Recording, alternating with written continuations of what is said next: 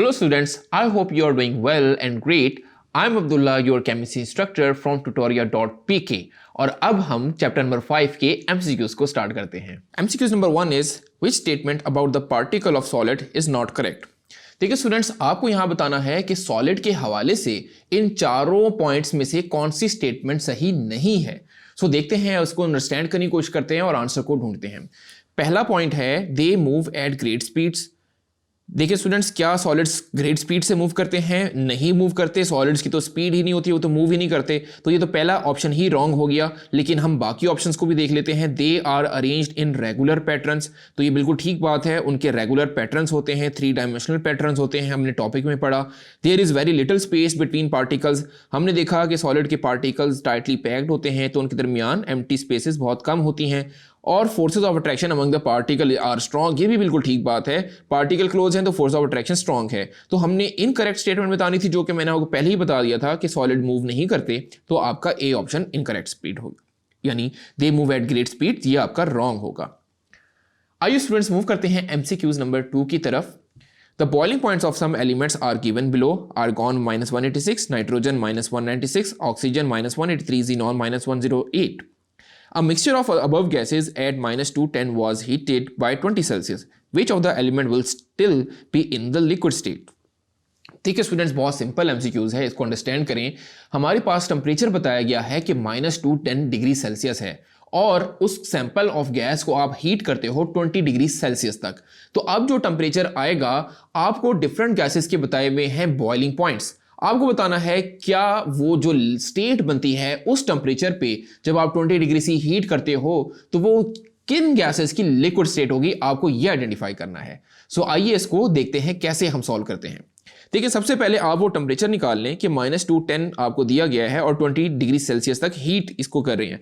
तो -210 में आप 20 डिग्री सी को हीट कर रहे हैं, तो आपके पास आंसर बन जाएगा -190 डिग्री सेल्सियस। तो करंट टेम्परेचर आपके पास है -190 सेल्सियस। अब देखिए स्टूडेंट्स, -190 सेल्सियस आपको गिवन है और मैं बात करता हूं पहला ऑप्शन यानी आर्गॉन की बात करते हैं, तो उसका बॉइलिंग पॉइंट बताया है -186 सेल्सियस। तो -186 सेल्सियस से पहले पहले जो टेम्परेचर होगा उस पर वो लिक्विड स्टेट होगी। और क्योंकि ये बॉइलिंग पॉइंट है, बॉइलिंग पॉइंट से पहले जो स्टेट आती है वो लिक्विड होती है और बाद वाली स्टेट कौन सी होती है? ये गैस। तो ये आपकी गैसियस स्टेट बनती है और ये आपकी बनती है लिक्विड स्टेट। तो हमने क्या बताना है? Which of the following element still be in liquid state. तो हम टेम्परेचर को देखेंगे, हमारे पास टेम्परेचर है -190। देखिए -190 कहां पर आएगा? -190 एक्चुअली यहां कहीं पर आएगा, -190 सेल्सियस। तो ऑब्वियस बात है आर्गॉन तो ठीक होना चाहिए क्योंकि वो लिक्विड स्टेट में होगा, क्योंकि बॉइलिंग पॉइंट ये रहा। बॉइलिंग पॉइंट से पहले वाले जो टेम्परेचर होंगे वो लिक्विड स्टेट होंगे। इसको आप एक और तरीके से अंडरस्टैंड कर सकते हैं। देखें, आपको अगर ये परेशानी हो रही है तो आप 0 सेल्सियस देखें कहां आएगा? 0 सेल्सियस यहां कहीं आएगा ना, क्योंकि -186 आएगा, -185 आएगा, हीट ऐड करते जाएं तो ये ऐड करते जाएं तो यहाँ पर 0 आएगा। तो इसी तरह ये इस तरीके से यहाँ पे कम होता है। कहने का मतलब ये है कि अगर -190 पे कोई गैस है, लिक्विड स्टेट में है, तो उसको आप हीट करेंगे तो जब टेम्परेचर -186 आएगा उसके बाद वो गैसियस स्टेट में आ जाएगी, उससे पहले वो लिक्विड स्टेट में होगी। सो स्टूडेंट नेक्स्ट देखते हैं। नेक्स्ट नाइट्रोजन है -196 सेल्सियस। तो -196 आप उसमें वंस अगेन एक ऐसा पॉइंट लगा लीजिए और यहाँ पे देखिए -196 से पहले आपके होंगे लिक्विड, यहां पे होंगे गैस। तो -190 कहां पर आएगा? -190 यहां कहीं आएगा। बात क्लियर हो रही है आपको? तो -190 पे ये गैसियस स्टेट होगा। तो हमने तो लिक्विड स्टेट बताना था, ये आपका यहां पे शामिल नहीं होगा। ऑक्सीजन को देखें, -183 है, तो इसको भी आप देख लें, -183 इससे पहले लिक्विड, इसके बाद गैस, क्योंकि ये बॉइलिंग पॉइंट है। बॉइलिंग पॉइंट से पहले सब्सटेंस लिक्विड होते हैं, बाद में सब्सटेंस गैस होते हैं। तो हमारे पास टेम्परेचर -190, तो वो देखिए -190 वंस अगेन यहां आएगा तो लिक्विड स्टेट। इसी तरह -108 भी आप देखिए कि -190 इसी साइड पर आएगा तो वो भी लिक्विड स्टेट। तो हमारे पास 3 आ गए, आर्गॉन, ऑक्सीजन और जीनॉन, जो कि लिक्विड स्टेट पे होंगे। तो ये कहां पर है? ये रहा, आर्गॉन, ऑक्सीजन और जीनॉन। बी ऑप्शन आपका राइट होगा। सो होपफुली स्टूडेंट आपको पार्ट नंबर 2 अच्छे से क्लियर हो गया होगा। चलते हैं MCQs नंबर 3 की तरफ। The following table shows the melting points of 4 substances. Which substance is a solid at room temperature?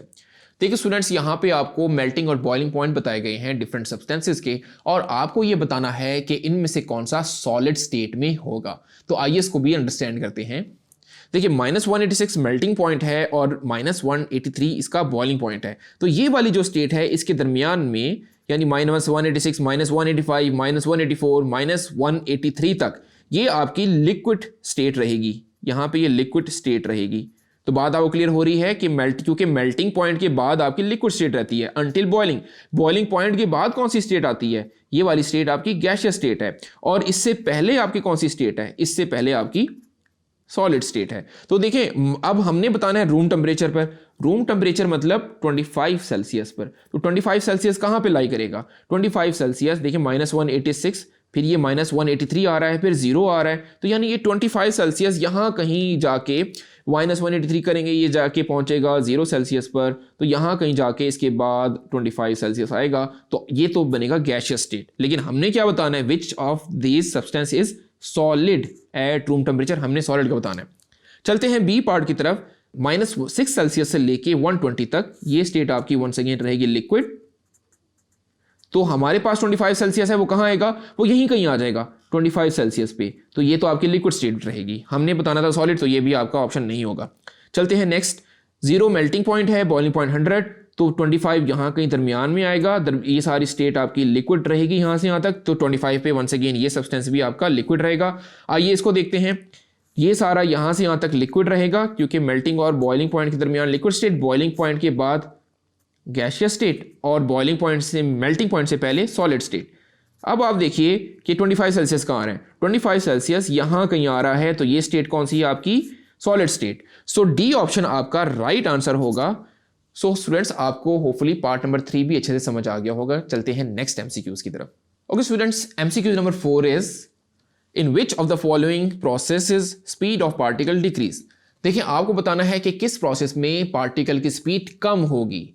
सो आइए इसको आइडेंटिफाई करते हैं। पहला है मेल्टिंग। मेल्टिंग में क्योंकि आप हीट देके मेल्ट कर रहे होते हैं तो काइनेटिक एनर्जी बढ़ेगी, टेम्परेचर बढ़ेगा, तो फिर इसका मतलब पार्टिकल की स्पीड तो बढ़ेगी। बॉइलिंग भी क्योंकि हीट करके होती है, बॉइलिंग एक ऐसा प्रोसेस है हीट करके होती है। और याद रखें कि काइनेटिक एनर्जी हमने आपको बताया, kinetic energy is directly proportional to temperature, कि जितना ज़्यादा टेम्परेचर होगा उतनी ज़्यादा काइनेटिक एनर्जी होती जाएगी, तो पार्टिकल की स्पीड बढ़ेगी बॉइलिंग में। सब्लिमेशन में भी क्या होता है? आपको टेम्परेचर देना पड़ता है तो काइनेटिक एनर्जी बढ़ेगी, तो पार्टिकल की स्पीड बढ़ेगी क्योंकि kinetic energy movement of molecules के इक्वल होती है। इसी तरह इवेपोरेशन में भी आप देखें, इवेपोरेशन भी ऐसा होता है कि इवेपोरेशन के लिए भी टेम्परेचर चाहिए होता है। टेम्परेचर बढ़ेगा, काइनेटिक एनर्जी बढ़ेगी, तो इसका मतलब पार्टिकल की स्पीड बढ़ेगी। लेकिन स्टूडेंट्स, कंडेंसेशन एक ऐसा प्रोसेस है कि जिसमें टेम्परेचर कम होता है, यानी गैसियस स्टेट लिक्विड स्टेट में कन्वर्ट होती है टेम्परेचर कम होके। तो यहाँ पे काइनेटिक एनर्जी क्योंकि कम होगी तो इसका मतलब पार्टिकल की स्पीड डिक्रीज हो रही होगी। तो डी ऑप्शन आपका राइट आंसर बनेगा। चलते हैं स्टूडेंट्स एमसीक्यू नंबर 5 की तरफ। Consider the following table. आपको एक टेबल दिया गया है, एक्स और वाई की वैल्यू बताई गई है और एक्स वाई की वैल्यू, एक्स ओवर वाई की वैल्यू कांस्टेंट के इक्वल है। देखिए सब में वैल्यू कांस्टेंट आ रही है, तो आपको बताना है कौन सा रिलेशनशिप ठीक है। देखिए अगर हम पहले रिलेशनशिप की बात करें, x is directly proportional to y, तो हम कहेंगे एक्स इज इक्वल टू के, एक कांस्टेंट लिख देते हैं के वाई। अब इसको कैसे सॉल्व कर सकते हैं कि वाई को इधर ले आए तो एक्स ओवर वाई हो जाएगा, क्योंकि हमें एक्स ओवर वाई चाहिए। एक्स ओवर वाई की वैल्यू क्या आ जाएगी? एक कांस्टेंट के बराबर आ जाएगी। तो स्टूडेंट यही आपका आंसर बिल्कुल ठीक होगा कि एक्स ओवर वाई जब इसको डिवाइड करेंगे तो एक कांस्टेंट आ जाएगा। तो देखिए सब केस में ये कांस्टेंट आ रहा है, तो कांस्टेंट वैल्यू आती जा रही है, तो जो कि बाकी केसेस में नहीं बनेगी। फॉर एग्जांपल सी ऑप्शन देखिए, सी ऑप्शन है x is directly proportional to y, तो हम यहाँ पे लिखेंगे x is equal to k over y, तो यहाँ पे तो बन जाएगा x y is equal to k. तो ये रिलेशनशिप आपका नहीं बन रहा, इसका मतलब ए ऑप्शन आपका राइट आंसर होगा। तो स्टूडेंट चलते हैं एमसीक्यू नंबर 6 की तरफ। A liquid boils when its vapour pressure becomes equal to. देखिए स्टूडेंट्स, यहाँ पे आपको याद रखना है कि बॉइलिंग पॉइंट की डेफिनेशन क्या है। एक ऐसा टेम्परेचर कि जिस पे लिक्विड का वेपर प्रेशर बराबर हो जाए एक्सटर्नल प्रेशर के, यानी एक्सटर्नल प्रेशर सी लेवल पे हम 1 atm लेते हैं तो उस पे लिक्विड बॉयल होने लग जाता है। तो यहाँ पे देखिए ऑप्शन में आपको 1 atm चाहिए, लेकिन अगर आपको 1 atm नहीं मिलता तो इसमें आप घबराएं नहीं, आपने देखना है कि 1 atm किसके इक्वल होता है, उसको आपने पुट करना होगा। मैं यहाँ पे एक दफ़ा आपको लिख देता हूँ कि 1 atm किस किस चीज़ के इक्वल होता है। 1 atm इक्वल होता है 760 मिलीमीटर मरकरी के, ये मैंने आपको लेक्चर्स में भी बताया, या 760 टॉर के, या 101325 पास्कल्स के, या 101.325 किलो पास्कल्स के, तो ये इतनी वैल्यूज आप ध्यान में रखें। अब देखिए पहला ऑप्शन है 760 सेंटीमीटर मरकरी। देखो ये तो आपका ऑप्शन 760 मिलीमीटर मरकरी में, इसका मतलब ये ऑप्शन राइट ऑप्शन नहीं है, क्योंकि वेपर प्रेशर 1 एटीएम के इक्वल होना चाहिए। देखिए सेकंड है बी पार्ट 1 पास्कल, तो 1 एटीएम क्या देखें 1 पास्कल के इक्वल है? नो, तो 1 पास्कल के इक्वल नहीं है, तो इसका मतलब ये ऑप्शन भी आपका राइट नहीं होगा। थर्ड देखिए सी ऑप्शन, सी ऑप्शन बिल्कुल 1 एटीएम इसके इक्वल होता है 101.325 किलो पास्कल के, इसका मतलब ये आपका राइट आंसर बनेगा। इसका मतलब कि 0.1 एटीएम तो हो ही नहीं सकता, so it mean C would be your right answer. So hopefully students आपको ये अच्छे से समझ आ गया होगा। आइए स्टूडेंट्स मूव करते हैं एमसीक्यू नंबर 7 की तरफ। Acetone has characteristic fragrant odor and it is used to make fingernail polish. It melts at -94 Celsius and boils at 56 Celsius. What is the physical state of acetone at 25 Celsius and 1 atm?